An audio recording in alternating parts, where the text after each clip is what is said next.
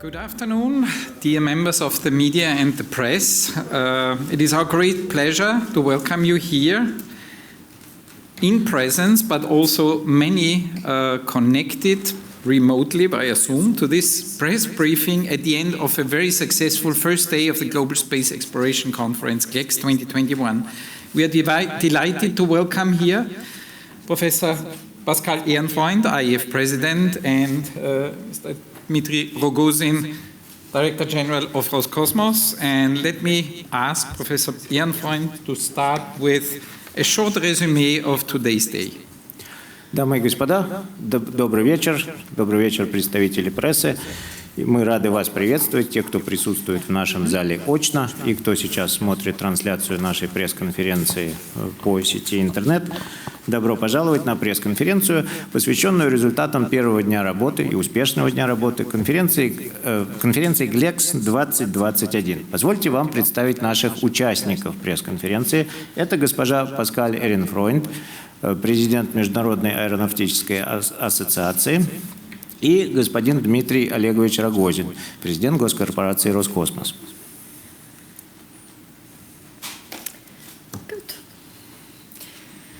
So thank you all for joining us today. It was a really intensive and also informative day. And I will briefly give you a few remarks on the excellent results of the opening day and a little bit an outlook on the next days. Добро пожаловать и спасибо, что пришли на нашу пресс-конференцию. Позвольте мне кратко рассказать вам о результатах первого и очень успешного, насыщенного и информативного дня работы нашей конференции и о том, что нам предстоит дальше. So we had a very interesting opening session with many distinguished speakers from Russia. I cannot mention all of them, but of course it was Director General Dmitry Rogozin from Roscosmos and also the Governor of St. Petersburg, Alexander Beglov, and many others. У нас прошла очень интересная сессия открытия нашей конференции, на которой выступали много известных спикеров из России. Я сейчас не могу перечислить их всех, но там выступал генеральный директор госкорпорации «Роскосмос» Дмитрий Рогозин и губернатор города Санкт-Петербурга Александр Беглов. And the IF was very happy to honor the historic milestone of the 60th anniversary of Yuri Gagarin's spaceflight. And we have actually dedicated an IAF special award to the Russian Federation and Roscosmos, acknowledging this major event, which really has changed history forever. Международная астронавтическая ассоциация с огромной радостью отнеслась к празднованию 60-летней годовщины полета Юрия Гагарина в космос. И в ознаменование этой годовщины, в ознаменование этого события от лица нашей федерации мы сделали подарок России и главе корпорации «Роскосмос» Дмитрию Рогозину. And we have opened the exhibition. I hope you had all time to look at it. There are 7 booths, and I got very, very detailed explanations by Dmitry Rogozin. And we had a panel of 16 astronauts from 8 countries, which really engaged today, and also in particular yesterday, at the Next Generation Day, where we had I think 350 young people here, 200 of them were Russian, and the others, from I think 30 countries. And they have really worked in working groups together with the astronauts here in order, to look at very important topics like sustainability of space and space exploration. На полях нашей конференции открылась выставка, небольшая выставка космических технологий, на которой насчитывается порядка 7 стендов. И сегодня Дмитрий Олегович Рогозин провел очень подробную экскурсию по этой выставке. Также нужно отметить то, что у нас прошла очень интересная панельная сессия с участием 16 астронавтов из 8 разных стран. Эта сессия прошла в ходе дня нашей конференции, который был посвящен следующему поколению, так называемый Next Generation Day. В этой работе участвовали 350 молодых людей, 200 из них были из России. Они работали вместе с астронавтами, обсуждая различные и важные вопросы, которые сейчас стоят перед космическими исследователями. В частности, вопросы устойчивого развития в космическом пространстве. And I just want to make only a few more short remarks before I hand over to Dmitry Rogozin. We had a high-level space leader panel, actually two, before and after lunch, because there were so many. We had 14 space leaders and leaders of large space organizations, where we have discussed also a lot about international cooperation. We had several sessions thereafter, global networking forum sessions, for instance, on Perseverance, the Mars 2020 mission, which is currently, active on Mars and started its sequence. We had another session on the lunar surface infrastructure, and also a session on enabling science and exploration and extending human presence from Earth to the Moon and beyond. У нас также прошли две очень важные панельные встречи. Одна прошла до обеда и вторая после, в которых участвовали 14 руководителей космических агентств стран-членов космического клуба и руководители важных космических организаций. На этих встречах прошло обсуждение таких вопросов, как сотрудничество разных стран в плане дальнейшего изучения и исследования космического пространства. В ходе глобального форума по взаимодействию у нас также прошел ряд встреч. Прошла одна встреча, посвященная обсуждению работы миссии на Марсе, сейчас миссии Марс 2020, Perseverance. Работа этого аппарата на планете продолжается. Прошла встреча, посвященная обсуждению вопросов создания лунной инфраструктуры, инфраструктуры на поверхности Луны, и встреча, касающаяся вопросов научных исследований и использования результатов этих исследований для исследования космического пространства. And I also want to recognize our technical sessions. We had just 6 technical sessions today, with over 70 presentations on international cooperation for space exploration, ground-based preparatory activities, lunar exploration, key technologies, and so on. I cannot mention them all. And when we actually look at the entire 3 days, we will have 36 sessions covering 12 topics and more than 250 presentations. У нас также прошел ряд технических сессий, в частности, сегодня прошло 6 технических сессий, на которых было сделано 70 различных докладов. В этих докладах были затронуты вопросы космического сотрудничества, вопросы работы наземных объектов инфраструктуры, вопросы лунных исследований и будущих ключевых технологий, необходимых для исследования космического пространства. В целом, в ближайшие 3 дня нам предстоит провести всего 36 технических сессий, на которых будет заслушано порядка 250 презентаций и докладов. And just as a final remark, we have more than 700 people which have assembled here in St. Petersburg from 32 countries. And we had more than 1,300 people from 113 countries watching us online on the live streaming, which is broadcasted on the IF Astro website to the entire world. And I want to really express my appreciation for all the speakers and panelists for their valuable contributions on this day. And it has really shown that space exploration has a great future. And the whole world is watching us and to see what the future of space exploration brings. And now I hand over to Dmitry Rogozin. Ну и в заключение хочу сказать, что всего сегодня на площадке нашей конференции собралось 700 человек, представляющих 32 разных страны, и более 1300 человек из уже 113 стран мира смотрели прямые трансляции различных мероприятий нашей сегодняшней конференции. Эти трансляции были организованы на сайте нашей федерации. И поэтому я бы хотела поблагодарить спикеров, участников наших панельных дискуссий и встреч за очень интересные доклады, которые позволили с уверенностью утверждать, что будущее у космических исследований, безусловно, есть. И сейчас весь мир смотрит на нас, как на участников этой работы, и весь мир хочет увидеть результаты, которые эта совместная работа может принести. А теперь я хотел бы передать слово господину Рогозину. Да, спасибо. Я очень кратко, просто все знают, все везде присутствовали, все слышали.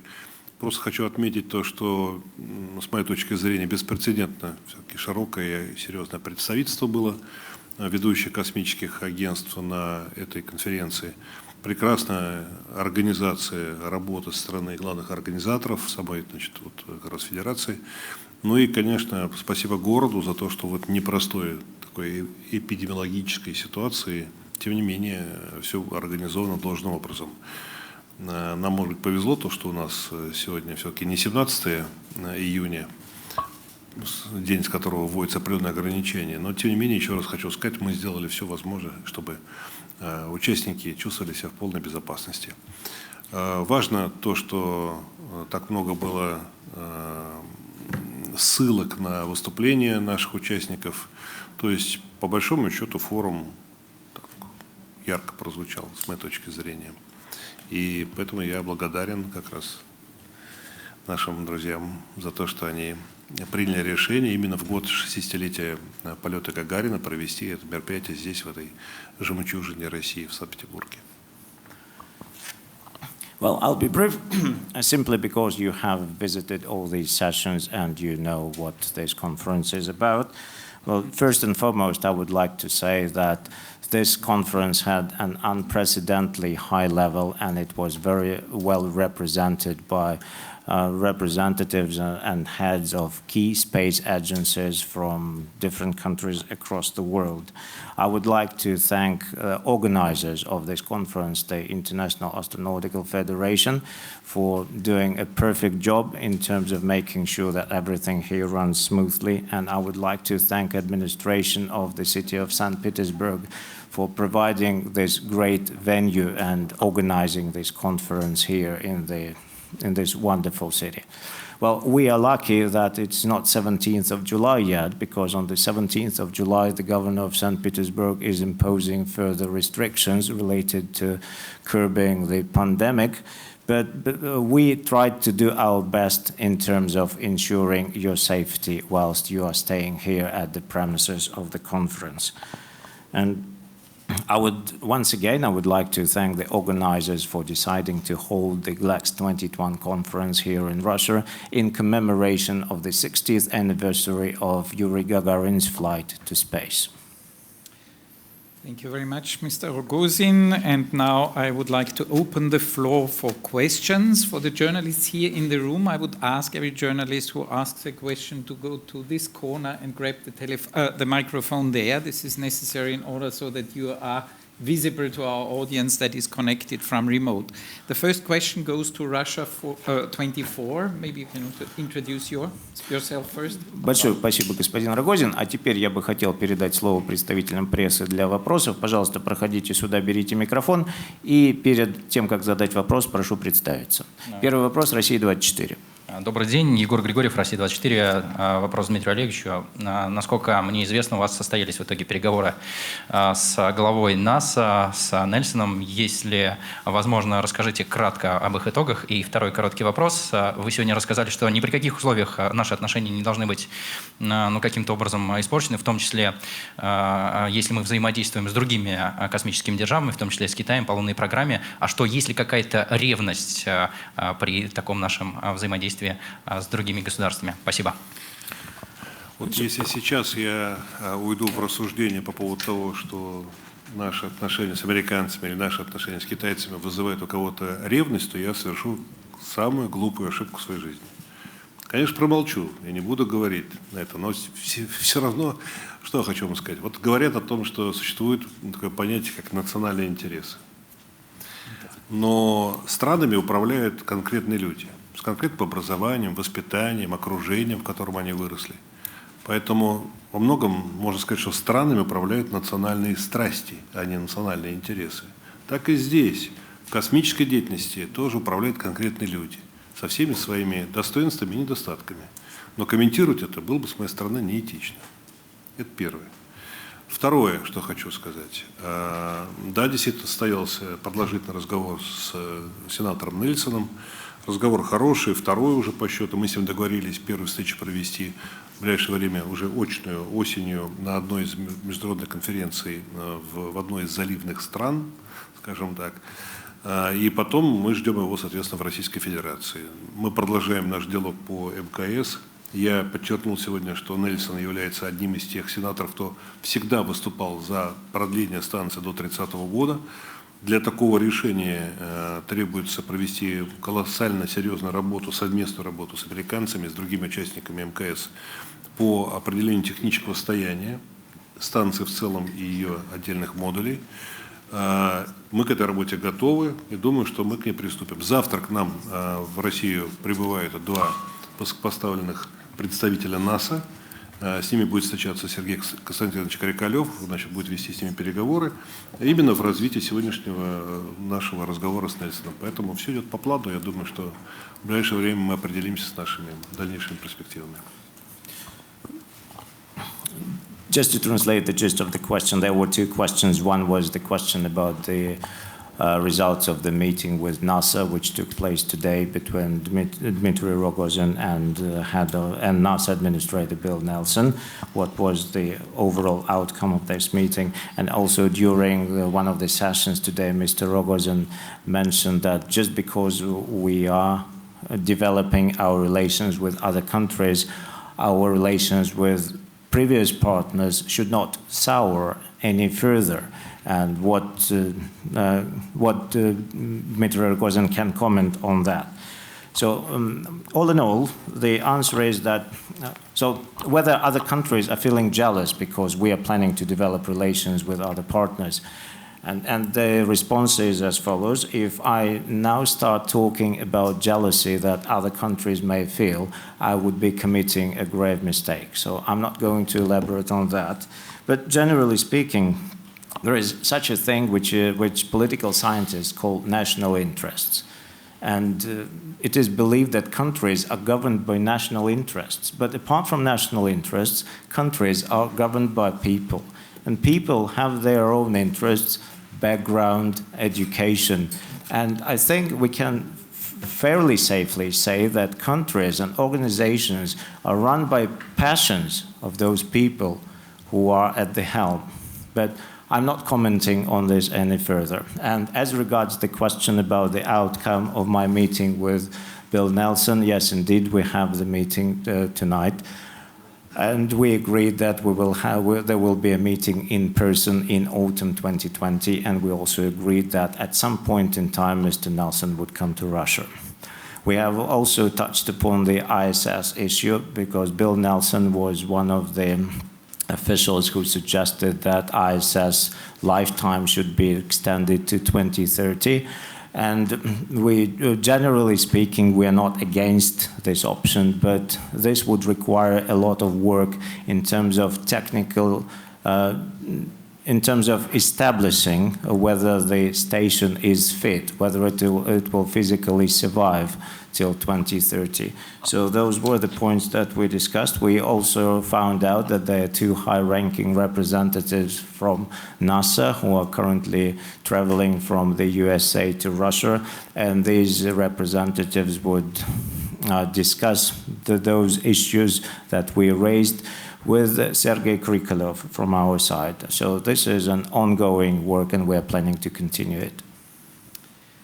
Thank you. Our next question comes from Marcia Smith. She is connected from remote, and she's representing space policy online. Marcia, please. We can't hear you. Наш следующий вопрос от корреспондента Space Policy Online. Вопрос по интернету от Марсии Смит. Пожалуйста, прошу вас, Марсия, вам слово.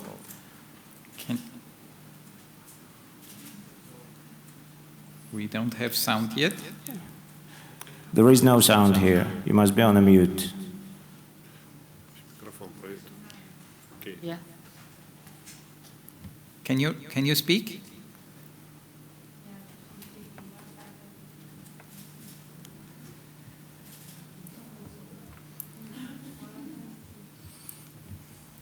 While we are sorting this out, maybe we jump to the next question that comes from the representative of Interfax here in the room.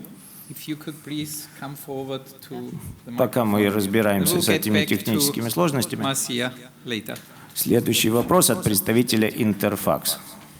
Да, Дмитрий Олегович, Карина Савина, Интерфакс. Вы ранее говорили о возможном коммерческом использовании российского сегмента МКС. О чем может идти речь? Это космический туризм, исследования, может быть, по заказу частных компаний? Возможно ли сдача площадей в аренду? A question to Dmitry Rogozin. You previously mentioned that the Russian segment of the ISS can be used commercially. How are you going to use it from commercial perspective?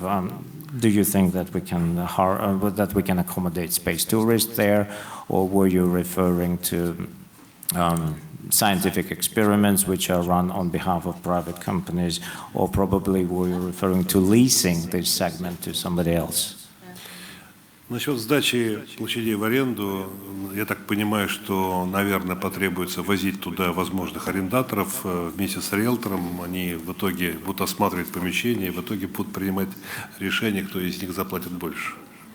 Well, as regards leasing the Russian segment of ISS, the process of leasing involves a realtor and a possible tenant, so you need to take them both to the orbit so that they could take a look at the leased property and then decide who would like to pay more for this. Конечно, нет. Мы, конечно, о другом говорим, естественно. Мы говорим вот о чем. Для нас крайне важно сегодня использовать возможности, которые у нас появятся, я надеюсь, что все будет нормально после стыковки станции российского сегмента с многофункциональным лабораторным модулем «Наука», у нас появляется дополнительное рабочее место. Это означает, что мы спокойно там можем иметь и 3, и даже 4 человека в российском сегменте.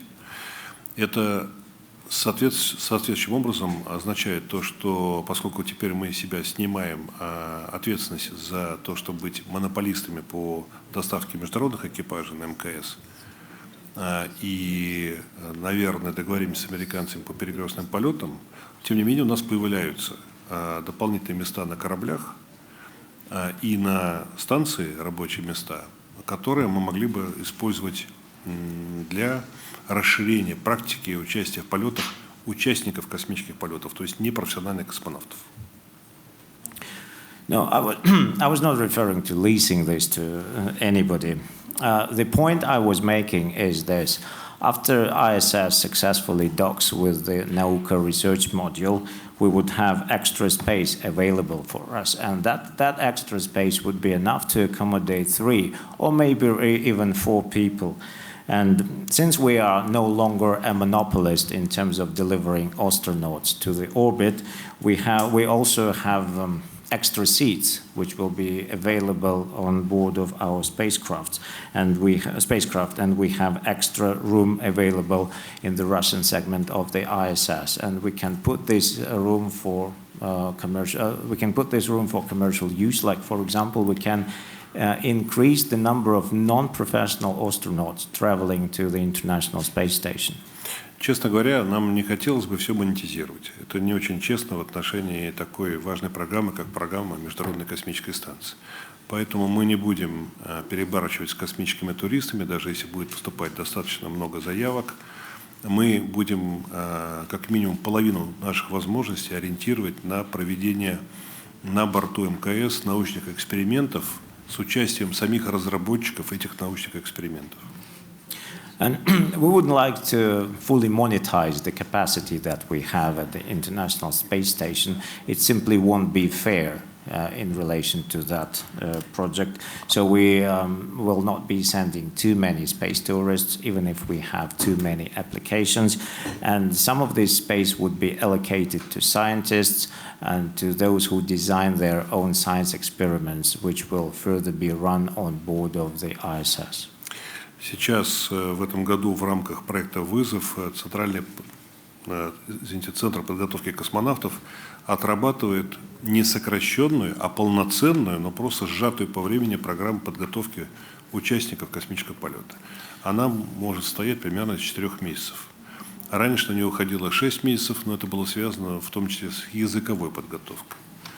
Поэтому 4 месяца – это очень хороший срок и очень конкурентная позиция Роскосмоса как в отношении привлечения коммерческих участников полета, да, то есть энтузиастов космоса, но в лице космических туристов, так и с точки зрения предоставления наших полетных возможностей ученым, молодым ученым, по которым я предполагаю, что мы по итогам проекта «Вызов» определимся по тому, когда, в какие полетные периоды мы сможем отправлять профессионального космонавта как командира экипажа, который будет доставлять на орбиту получивших первенство в неком отборе молодых ученых, которые полетят туда со своим инструментарием и возможностью проведения экспериментов на борту МКС.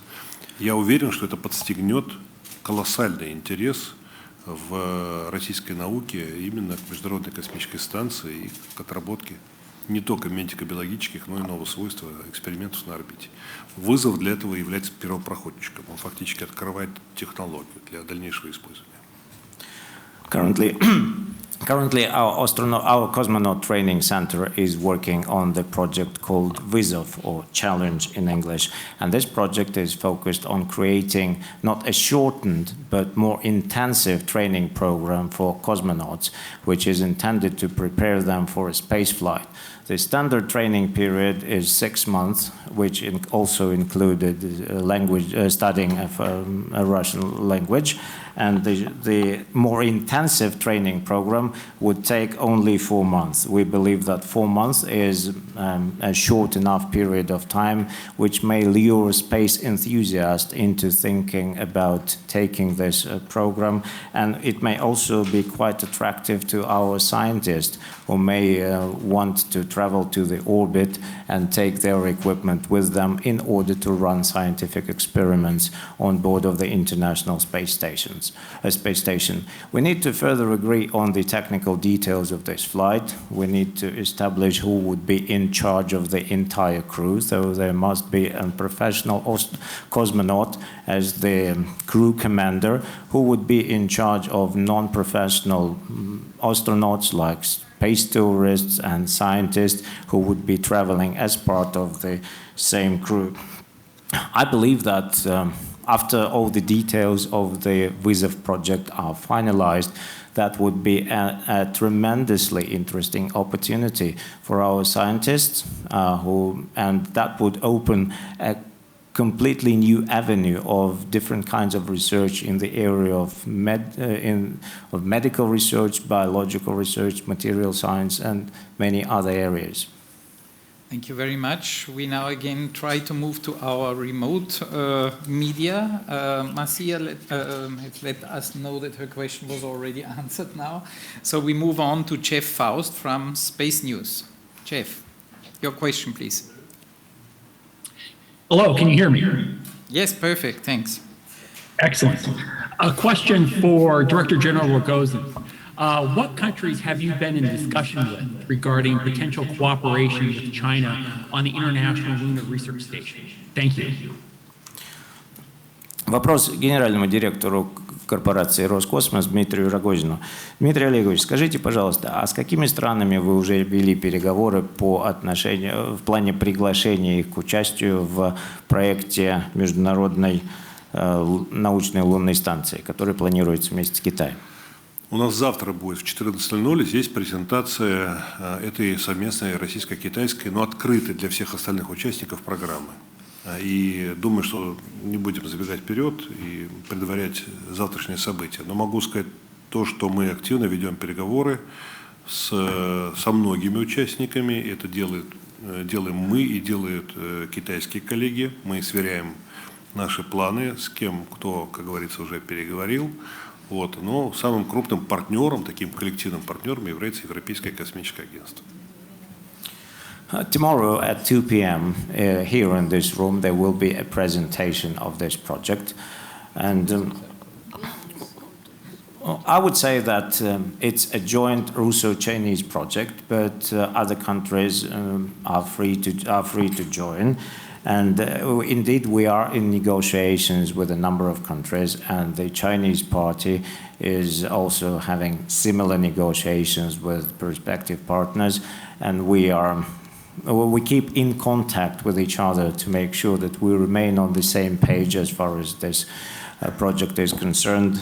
And I think it suffices to say that our key prospective partner in relation to this project is European Space Agency. Thank you. Our next question again here from the floor. Aviatransportное обозрение. If you could come forward, please, and introduce yourself. Следующий вопрос. Добрый день. Максим Пятушкин, авиатранспортное обозрение, Aviation Week. Дмитрий Олегович, вот вы сегодня упомянули очень важную проблему космического мусора и предложили ввести юридическую ответственность для того, кто его оставляет на орбите. Как, по-вашему, лучше можно создать вот этот механизм и какие технические решения Россия готова предоставить для обнаружения этого мусора и, самое главное, для его сведения с орбиты? Спасибо. Mr. Rogozin, during one of the sessions today, you raised a very important matter of space debris, and you mentioned that it would be good to introduce certain responsibility for those countries which generate these space debris. So the question is as follows. What do you think is a better mechanism for creating this framework for establishing this responsibility? And what what solutions Russia is there to offer in terms of what kind of technology is available from the Russian side to ensure proper detection, capturing and deorbiting of space debris? Значит, с точки зрения обнаружения космического мусора, здесь я пока не вижу каких-то проблем, потому что я сегодня говорил об этом и у наших американских коллег, и у нас есть система мониторинга космического пространства. Точные характеристики называть мы не будем, потому что это система на двойного назначения, безусловно. Но, грубо говоря, теннисный мячик, заброшенный на высоту 36 тысяч километров, мы видим. Вот поэтому это, конечно, не избавляет нас от проблем мусора, потому что он бывает и меньше, а летя на скорости, значит, там, второй космической и так далее, он просто прошивает станцию или любой космический аппарат, и, собственно, никакая защита не поможет. Поэтому эта проблема все равно существует. Значит, первое, что необходимо, не доводить до разрушения космические аппараты, и поэтому это речь идет о крайне ответственном поведении при пусках, чтобы не было неуправляемых падений на голову там, многотонных конструкций, которые физически не могут сгореть в плотных слоях атмосферы, либо в силу своей массивности, либо конструктивных особенностей, например, там, использование титановых соединений и других вопросов. Второе, это, конечно, использование технологий сведения с орбиты. В основном такого рода аппараты работают на высоком эллипсе, либо на геостационарных орбитах, которые имеют электрореактивные двигатели, корректирующие их орбиту, и когда заканчивается уже, собственно говоря, топливо, то тогда срабатывает система, когда, значит, соответственно, космический аппарат уходит на орбиту захоронения. А если на низкой орбите, то, соответственно, направляется в плотный слой атмосферы для уничтожения при соприкосновении с этой атмосферой. Поэтому надо, видимо, придется обязывать владельцев, да, вот этих орбитальных группировок обеспечивать технические возможности на этих космических аппаратах, которые, что называется, по истечению ресурсов включат программу homing, да, то есть возвращение домой, ну, то есть ближе к Земле и, соответственно, уничтожение в плотных слоях. Не буду дальше продолжать, есть масса других предложений, но мы сейчас пока предлагаем создать инфраструктурно переговорный трек на эту тему, потому что Ну, честно говоря, мы уже начинаем уставать. ЦУП и Хьюстон в постоянном контакте, то и дело приходится корректировать орбиту станции. А многие космические аппараты, их невозможно просто так быстро, оперативно скорректировать, поэтому столкновение может привести к разлету осколков, то есть мы еще более усугубим ситуацию. Поэтому я просто бью в колокол, потому что я вижу, что, вот, например, там у SpaceX сегодня Starlink — это 1000, если я не ошибаюсь, 1605 космических аппаратов на орбите. Было 1675, но 70 тестовые, они как бы уже сошли с орбиты. Это только у компании SpaceX. Мы вот в OneWeb стреляем тоже. Вот сейчас 1 июля очередной пуск у нас будет 36 аппаратов. Поэтому скоро, вот я как председатель государственной комиссии по проведению летных испытаний, пилотируемых систем и комплексов, уже на всякий раз спрашиваю наш ЦУП, а у нас ничего пролетать не будет над нами в момент, когда у нас начинает работать средство выведения и корабль будет отделяться.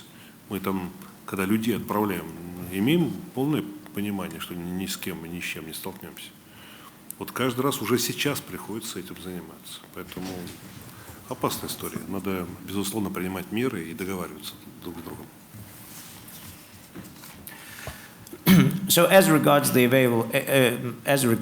available technology, I would say that there is no problem with detecting space debris at the moment. Both Russian and American parties possess very powerful systems which are capable of detecting even small pieces of space debris. I'm not going into further details because these are systems of dual use. But however, let me put it this way. It is possible to detect an object of the size of a tennis ball at the distance of 36,000 kilometers. So we're capable of doing that. We're capable of doing this. The issue of cleaning the orbit of the space debris is a more pressing one, and I think there are two things that we can get. Mind the fact, it is a really dangerous thing. I mentioned the space debris of the size of a tennis ball. We have even smaller ones, but when they travel at the second space speed, they're capable of piercing a spacecraft completely all the way through. So this is quite dangerous. I see a couple of ways to deal with this problem. First, we have to ensure that spacecraft does not uncontrollably disintegrate in the space.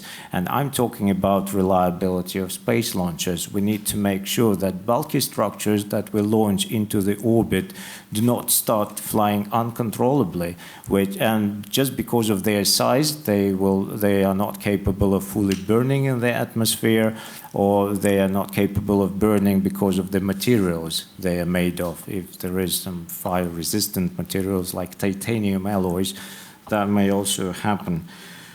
So reliability of launches is one thing, and the second thing I think we need to start at least negotiating or creating a framework for making sure that those countries or those organizations which launch spacecraft and satellites to the orbit also equip these satellites with means of deorbiting them.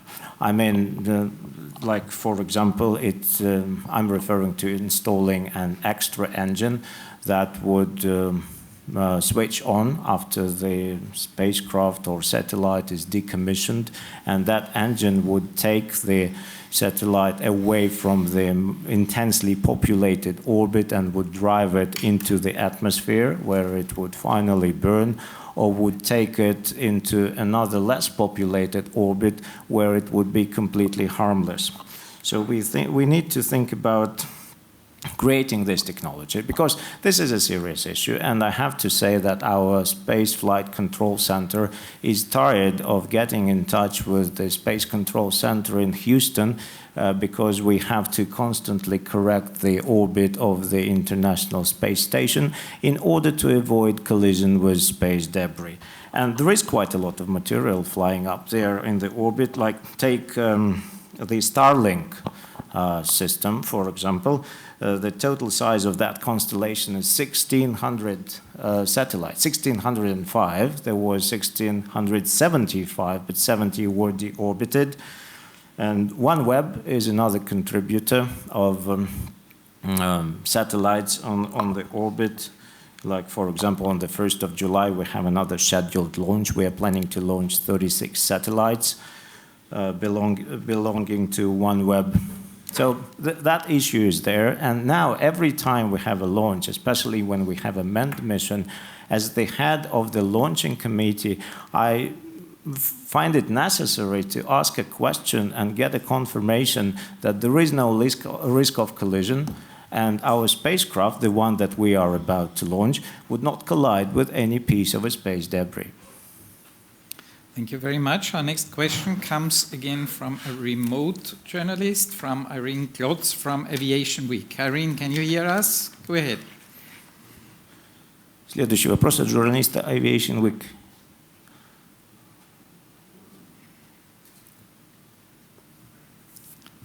It looks as if the picture is frozen. If we don't have a connection now, then I would again switch to the floor here. Известия, I think we have a question.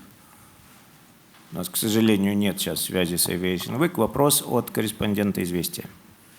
Здравствуйте, Сергей Бондаренко, «Известия». Дмитрий Олегович, вы вначале упоминали про Сергея Крикалева, однако вот прошла информация, что он был уволен с должности директора пилотируемых программ Роскосмоса. Расскажите, пожалуйста, с чем было связано увольнение?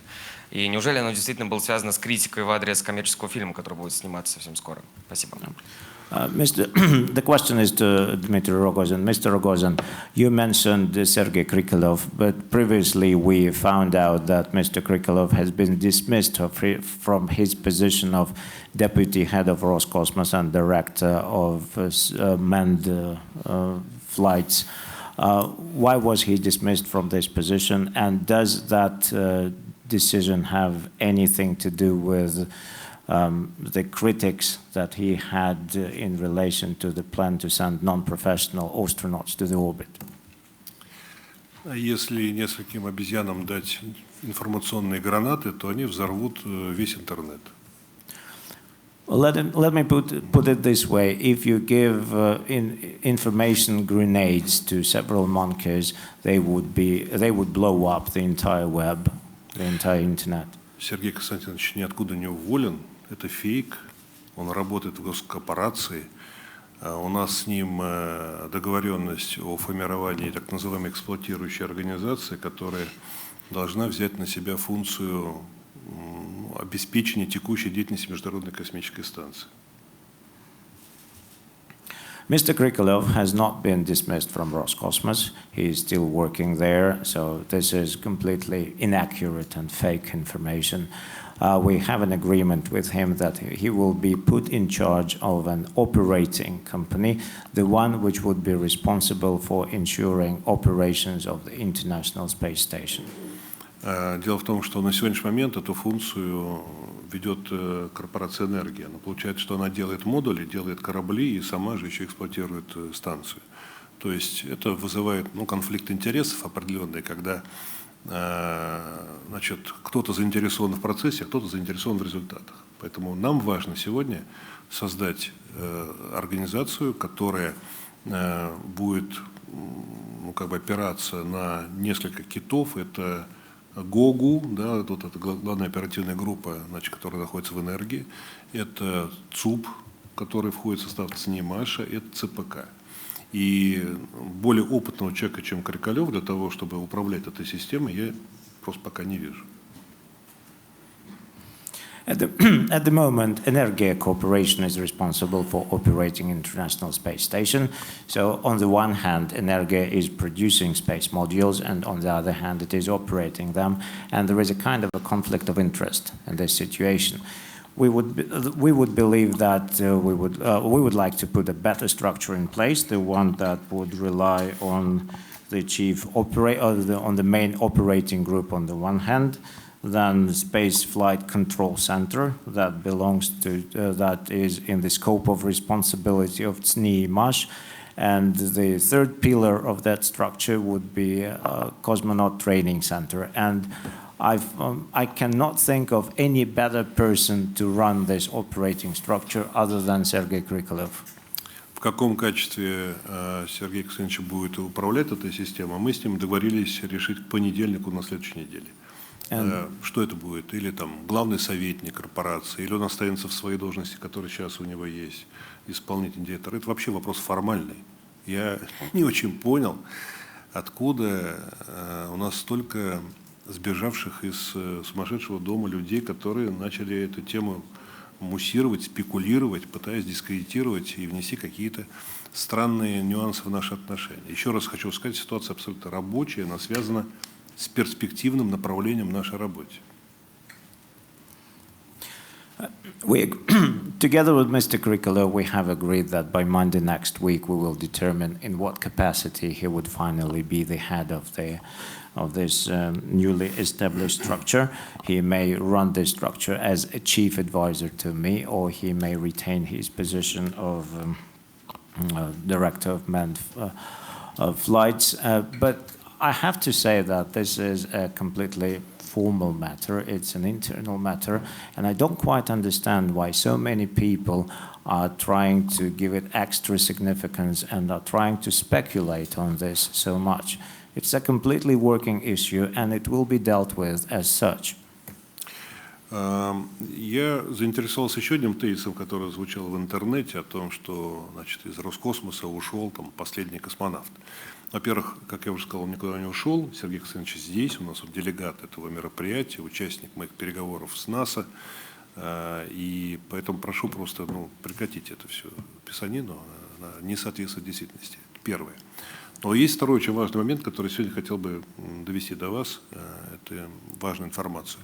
Как вы знаете, 12 апреля президент заявил о том, что он поддерживает идею повышения денежного содержания отряда космонавтов. Там разные дополнительные выплаты, там до 70% доходит, в том числе тем, кто пришел в отряд. Мы в корпорации, естественно, крайне довольны этим, потому что это определенная реакция на мое обращение к президенту, которое также было подписано командиром отряда Олегом Кононенко.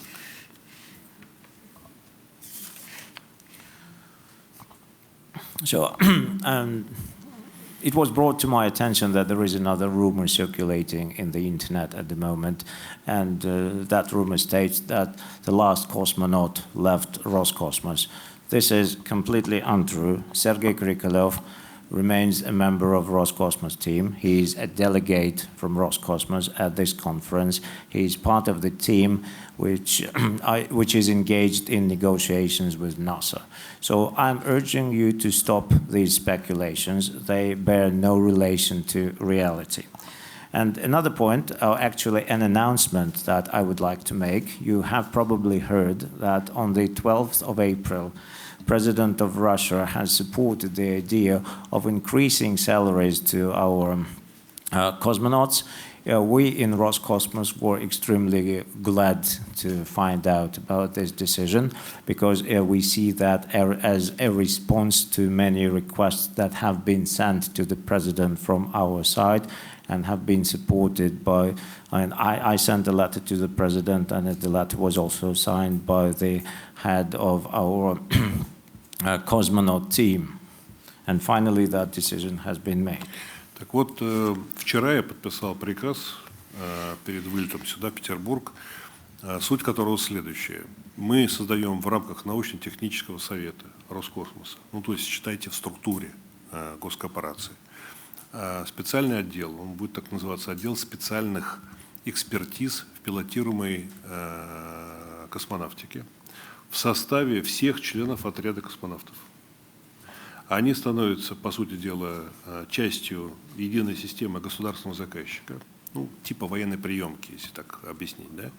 Мы их закрепляем, всех космонавтов, по их желанию, за конкретными предприятиями отрасли. Это корпорация «Энергия», это Институт медико-биологических проблем, РАН. Это не входит в нашу систему, но, тем не менее, это очень близкий нам институт, который проводит все эксперименты, их разрабатывает медико-биологического плана. Это Самарский РКЦ «Прогресс», это ЦИНКИ, это Хруничев и так далее. Вот все организации, конечно, Лавочкина еще, НПО Лавочкина. Все эти организации, значит, они примут этих представителей наших в лице космонавтов, которые будут выполнять функции контроля за созданием новой ракетно-космической техники в интересах пилотируемой программы. А командир отряда Кононенко Олег Дмитриевич, помимо того, что он будет назначен в ближайшее время заместителем начальника ЦПК по летной подготовке, ну, как бы играющий тренер, да, как у нас, если аналогии со спортом, то он одновременно становится руководителем этого отдела и специальным представителем генерального директора Роскосмоса по пилотируемой программе. Значит, в его функции, соответственно, прежде всего входят вопросы координации работы госкорпорации и отряда космонавтов. То есть мы, по сути дела, с вчерашнего дня резко расширили, значит, участие летающих, настоящих космонавтов в принятии решения госкорпорации как государственного заказчика в вопросах формирования пилотируемой программы и в создании конкретной техники, где требуются темы эргономика, да, значит, просто передача опыта летающих космонавтов, что удобно, что неудобно, как, собственно говоря, сформировать те или иные, значит, средства, в том числе средства пилотирования и многое другое. То есть они становятся вот заказчиками, работающими непосредственно с конструкторами, инженерами. Поэтому я считаю, что это очень важное, значит, решение, о чем я хотел вам тоже сказать. Соответственно, Сергей Константинович Крикалев будет курировать эту работу тоже от имени госкорпорации на период создания эксплуатирующей организации, дальнейшего своего перехода туда уже. And another point I wanted to inform you about, right before setting off to this trip to St. Petersburg, I have signed a directive in Roscosmos. And under this directive, within the framework of our Scientific and Technical Council, a new unit will be created, and that unit will be called Team for Special Competences, and all active members of our cosmonaut team will also become members of this unit. Effectively, they would be assigned to different companies which are part of Roscosmos, and they would ultimately represent Roscosmos as the end customer in our relations with different production and manufacturing companies.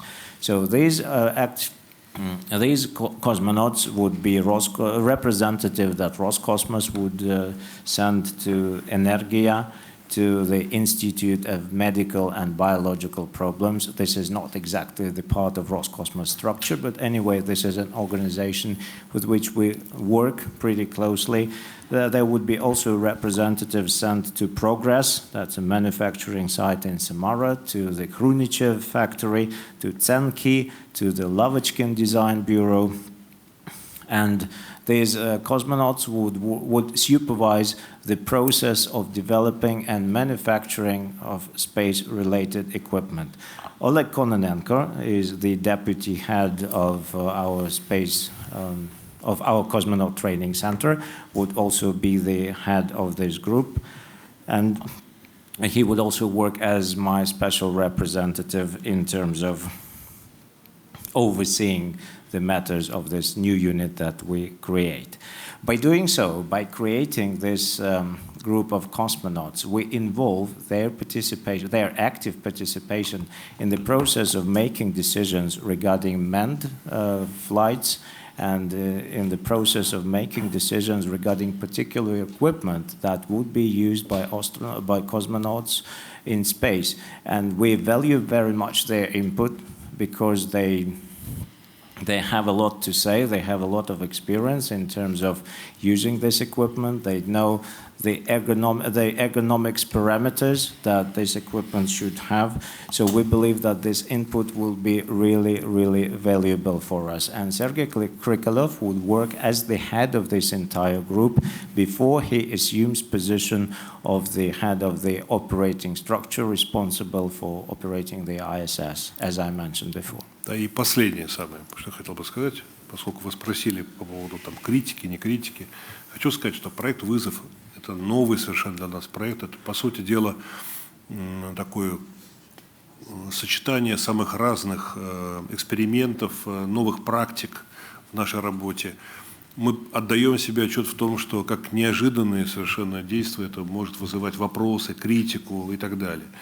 Внутри нашей команды я всегда, если так можно выразиться, всегда стимулировал, наоборот, дискуссию. У нас нет авторитарного стиля правления в Роскосмосе, спросите моих коллег, я всегда слушаю специалистов очень внимательно. У этого проекта есть масса рисков, как у любого такого проекта, естественно, и мы их обсуждаем. Ни Крикалев, никто бы то ни было еще и в команде никогда не ставил под сомнение этот проект. Никогда. Ни на одном совещании в Роскосмосе. Но ставили вопрос о рисках, которые, безусловно, надо купировать. Поэтому хочу сказать, что версия о том, что вот такая примитивная версия, что там злодей, руководитель зажимает великого, значит, космонавта, героя, глушит свободу и демократию. Ну, слушайте, вы же меня знаете. Я сам работал в политике, значит, сам подвергался разной критике, битый многожды человек. Ну, неужели я пойду на совершение таких глупых поступков? Поэтому я привык работать с разными людьми, с разным мнением, приветствуя разноголосицу до момента принятия решения. Когда решение принято, надо уже действовать как команда. Я надеюсь, я ответил на ваш вопрос. And another point I wanted to make in relation to the VISOF project. It is a completely new project for us, and yes, it is about it is about us combining different practices, and it is us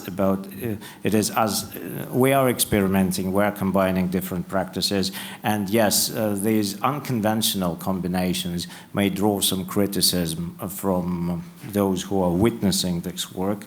And I have always, as a manager, I have always been in favor of a discussion, and there is no authoritarian rule in Roscosmos, and you may ask my colleagues a question whether it is true, and they will tell you.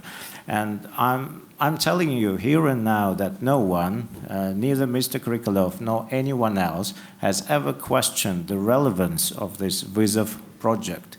Yes, this project has certain unconventional risks, and these risks will have to be mitigated. And it is the risks that my colleagues were referring to at those meetings when we discussed this project. So I do not like the angle at which this story is currently circulating internet. So it's not about an iron fist manager who is forcing somebody to submit to take or agree with an unpopular decision. So it's categorically not about that. And like I said before, I have always been in favor of different alternative opinions and in favor of discussion. Discussion is always possible, but before the decision is finally made. After the decision is made, all we have to do is follow it. Thank you very much. Time is already very advanced, but I would like to give one final quick question to a remote journalist, to Irene Klotz from Aviation Week. Irene, please, one quick question. Thank you very much. My question is for Mr. Rogozin. Do you anticipate Russia flying crew or cargo to the Chinese space station at some point? Sorry, Russia flying to where? Could you please say that again? The Chinese space station.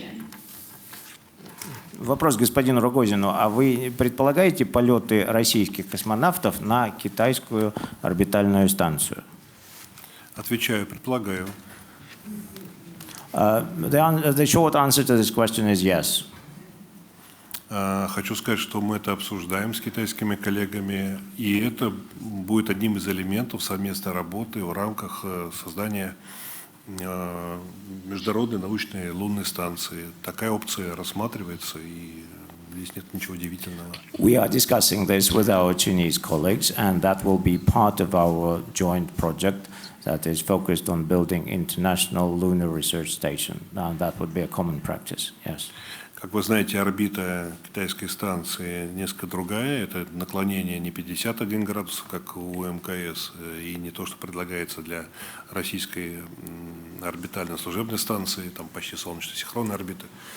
Здесь речь идет об орбите, которая, в принципе, могла бы быть достижима не только с восточного, но, например, и с космодрома Куру во французской Гвиане. Мы с французскими коллегами тоже обсуждаем возможность в рамках большого лунного проекта трансформировать стартовый комплекс «Союз-2», который находится в Гвиане, для того, чтобы можно было бы его использовать под пилотируемую программу, в том числе для запусков кораблей по направлению китайской станции. So yeah, yes, we are planning to send our astronauts to the Chinese station, and Chinese lunar research station would. Chinese space station would have a different orbit. It has a different inclination, not the same as 51 degrees, which ISS has, and not the same orbit as the Russian technical orbital station would have. That would have a sun-synchronous orbit. And the orbit of a Chinese station is accessible from Vostochny Cosmodrome and also accessible from Kourou launching site. And we have discussed an opportunity or explored the feasibility of upgrading Soyuz launch pad at the Kourou Cosmodrome to enable it to launch manned missions to the Chinese orbital station. Thank you. I hear, Irene, that you have still a question also to Pascal Ehrenfreund. Please go ahead. With the first crew launching to the Chinese space station, just generally what you think about the significance of having a second human-intended platform in LEO, and what are the challenges because of the relation between China and the United States to not have direct contact in the human space programs? Thank you. Thank you for your question, Irene. I think that what we have seen, and also what Dmitry Rogozin said this to a previous question, there are many different cooperations. You know, there are cooperations in the Artemis program with the US and Europe and Japan, and there will be different cooperations, you know, for instance, with the International Lunar Research Station. And also, as we have discussed today in the panel, for the the China space station, there is already a cooperation with the United Nations Office of Outer Space Affairs. So there will be people from all the world trying to prepare experiments for the Chinese space stations. So there was a Chinese space station before, and there was also some international cooperation. I do think that international cooperation is one of the major pillars of large-scale space exploration endeavors, and it will always stay so. And the cooperations with the different countries may shift, but I think all the heads of space agency, all the heads and space leaders of the organizations today in the panels have really made a strong argument for international cooperation. It might shift with the different countries, but it stays a major asset for the future to share technologies and to discover together. Вопрос был о том, каким образом перспектива таких пусков отразится на взаимоотношениях с Соединенными Штатами Америки, потому что отношения между США и Китаем сейчас находятся не на высшем уровне. Но мне кажется, что ответ на этот вопрос был уже дан в ходе сегодняшних заседаний. И господин Рогозин в своем заявлении также говорил о том, что существует огромный потенциал для сотрудничества и совместной работы в космическом пространстве между разными странами. И США, Китай, Россия, Япония, многие другие страны могут успешно вести совместную работу. Сейчас существует проект Международной научной лунной станции, существует так называемый офис космических вопросов, в рамках которой объединяет команду из многих стран мира. Это люди, которые занимаются подготовкой экспериментов, которые будут проходить на борту этой станции. То есть китайская космическая станция, она будет, и она может стать площадкой для сотрудничества. Я всегда искренне считал, и я сегодня тоже говорила об этом, международное сотрудничество – это один из основных столпов работы по освоению космоса, и именно возможность различных государств работать друг с другом представляет собой наш основной актив. Тот актив и ту ценность, из которой потом вырастут и технологии, и дальнейшие наши результаты в плане освоения космического пространства. Thank you very much. This brings us to the end to a quite long press conference. A big thanks to both speakers, big thanks to you and the remote media. And we thank you very much. We will welcome you tomorrow again for our second day of the Global Space Exploration Conference. Thank you. Большое спасибо. Наша довольно продолжительная конференция подошла к концу. Я благодарю наших участников и благодарю представителей прессы, которые присутствовали здесь в зале и подключились к нашей трансляции. А мы вас ждем завтра на нашем втором дне конференции. Спасибо.